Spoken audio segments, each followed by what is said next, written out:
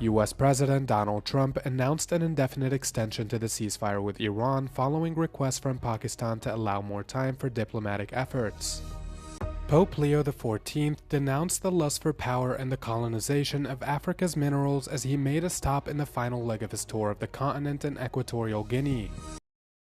U.S. President Donald Trump announced late on Tuesday, shortly before a fragile truce with Iran was set to expire, that it has been extended indefinitely to allow diplomatic efforts to continue.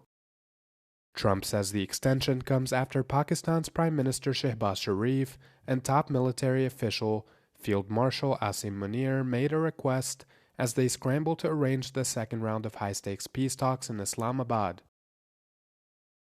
Talks were initially slated for Monday, but Tehran withdrew after the U.S. enforced its naval blockade of Iranian ports and seized a cargo vessel on Sunday, which they called a violation of the ceasefire. The extension was welcomed by the international community.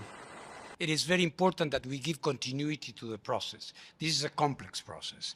We have the nuclear aspect, which is, of course, extremely complex, and this is the one where I, as IEA, have been engaging with. But there are, of course, other important issues related to the Hormuz Passage, related to ballistic missiles, related to regional questions. So I think it's very important that an opportunity for peace is given. Iran has yet to officially react to news of the extension, but the spokesperson for the Revolutionary Guard's Khatam al-Anbiya unit vowed a strong response in the event of any U.S. or Israeli aggression. In a written message broadcast on Iranian state-run TV, the unit said it will, quote, attack predetermined targets with power to teach the U.S. and Israeli regimes a lesson more severely than before. Meanwhile, the vital Strait of Hormuz, through which 20% of the world's oil exports typically pass, remains closed, and global crude prices continue to soar.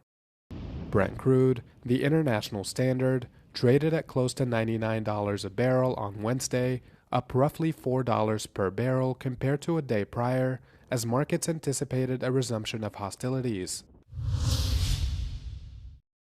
Qatar has called for a return to negotiations and says it remains in contact with all parties as uncertainty surrounds talks between Iran and the United States. Qatar supports the current condition of the ceasefire, and we are aiming to see a continuation of the ceasefire until there is a diplomatic resolution. It is not in anyone's benefit to return to hostilities. That would, again, put more pressure on the international economy, but also put the peoples of the region, in all the countries in the region, at risk. There are also mixed signals around talks in Islamabad, with no clear indication of whether negotiations are moving forward. Qatar says it is in a strong position to weather any disruption, but warns that if tensions in the Strait of Hormuz continue, the impact could extend far beyond the region. Our call has always been for an end to this war that has put all of us at risk here in the region and put international economy and international energy markets in a very dangerous place. And therefore, for us, the call has always been to end this war, get back to the negotiation table. Qatar says it is pushing to keep the ceasefire in place, but with tensions still high, much will depend on whether diplomatic efforts can hold in the coming days and prevent a return to escalation. Mohammed Alashi, Euronews, Doha. NATO intercepted Russian strategic bombers and fighter jets that flew over the Baltic Sea on Monday. French Rafale fighters were deployed from a Lithuanian airbase where they are stationed as part of a long NATO effort in place since the three Baltic countries, Lithuania, Latvia and Estonia, joined the alliance in 2004. There's a lot of traffic from the Russian, and there are plenty of times in which, on purpose or not, they are not really respecting the ICAO, the International Civil Aviation Organization rules regarding flight plans and behavior. So obviously we are forced to take off and just make sure that they are who they say they are, and their intention is peaceful and just transitioning back to their home airfields. The Lithuanian defense minister stated that last week NATO aircraft had scrambled on 4 occasions to intercept Russian aircraft that had failed to comply with flight regulations by switching off their transponders and flying without a flight plan. Even before the war in Ukraine, NATO was intercepting Russian planes around 300 times each year, mostly over waters around northern Europe. The Russian Defense Ministry declared that the long-range bomber's flight was scheduled and occurred in airspace over the neutral waters of the Baltic Sea. Pope Leo XIV denounced the colonization of Africa's minerals and the lust for power in Equatorial Guinea as he made his final visit in his tour of Africa. Adoring crowds in the largely Catholic country lined the roads from the airport into the administrative capital, Malabo, cheering his visit. The pontiff is the first to visit since St. Pope John Paul II in 1982. The former Spanish colony on Africa's western coast is run by the continent's longest-serving president, Teodoro Mbasogo, who has long been accused of corruption and authoritarianism. Leo, who arrived from Angola, met with Mbasogo at the presidential palace and then addressed government authorities, diplomats, and civil service representatives. Pope Leo, marking the first anniversary of the death of his predecessor, quoting Pope Francis, denounced income inequalities, which he says were exacerbated by the evils of capitalism and a global economy focused on the pursuit of profits at all costs. Apple CEO Tim Cook is stepping down from the job that he inherited from the late Steve Jobs, bringing to an end a 15-year tenure that saw the company's market value soar by more than 3.3 trillion euros during an iPhone-fueled era of prosperity. The 65-year-old will turn the CEO duties over to Apple's head of hardware engineering, John Ternus, on September the 1st. But he will remain in the company as executive chairman. To allow Cook to assume his new job, Arthur Levinson will relinquish his role as Apple's non-executive chairman while remaining on its board of directors.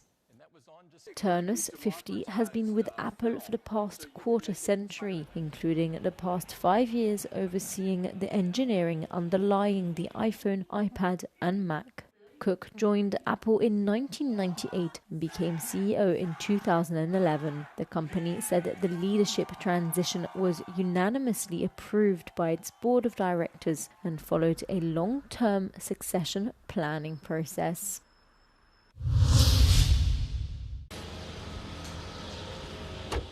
A new patient arrives at the hospital, a rather unusual patient since it is a wild animal, a very young female fox found alone without its mother.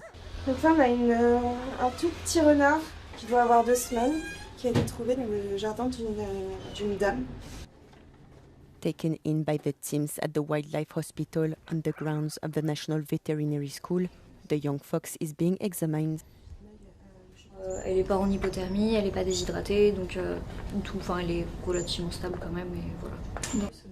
Last year, more than 10,400 wild animals were treated here, including many European mammals such as foxes, deers and hedgehogs. The animals often arrive young between April and September after their birth.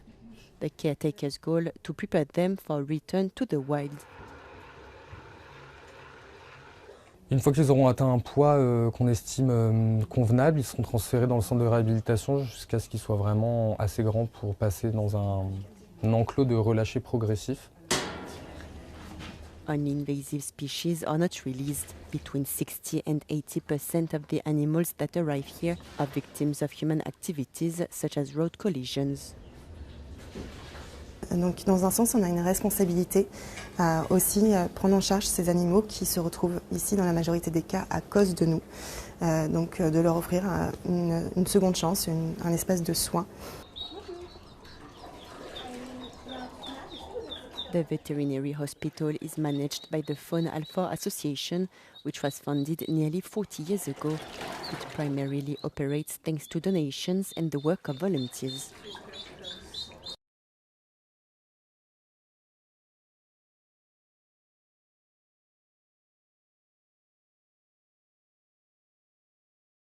Kazakhstan has partnered with the United Nations and other international organizations to launch the region's first high-level ecological dialogue platform, bringing together Central Asian heads of state. First proposed by President Kassym-Jomart Tokayev at the UN General Assembly 3 years ago, Astana is now set to host the Regional Ecological Summit from April 22nd to 24th. I believe that climate action should remain balanced and inclusive, matching the legitimate development needs of nations. To strengthen our joint climate efforts, I invite all of you to take part at the Regional Ecological Summit to be held in Astana in partnership with the United Nations in April next year. The summit's agenda has since expanded beyond climate change to address broader environmental challenges across the region. Central Asia is warming faster than global average, while glacial melt is expected to peak between 2035 and 2055. The region is also grappling with the ongoing crisis of the Aral Sea, as well as falling water levels in the Caspian Sea, dropping by around 10 centimeters a year, posing risks to biodiversity and shipping routes. In response, Tokayev has proposed the creation of an international water organization under UN auspices to strengthen regional cooperation. Initial discussions on the initiative are expected to begin on the sidelines of the upcoming summit. В рамках регионального экологического саммита будет принятие совместной декларации глав государств Центральной Азии, который на самом деле должен стать главным рывком или главным итоговым документом данного саммита. The summit is also expected to outline green financing needs, support adaptation efforts, and accelerate the deployment of low-carbon technologies to support long-term sustainable development.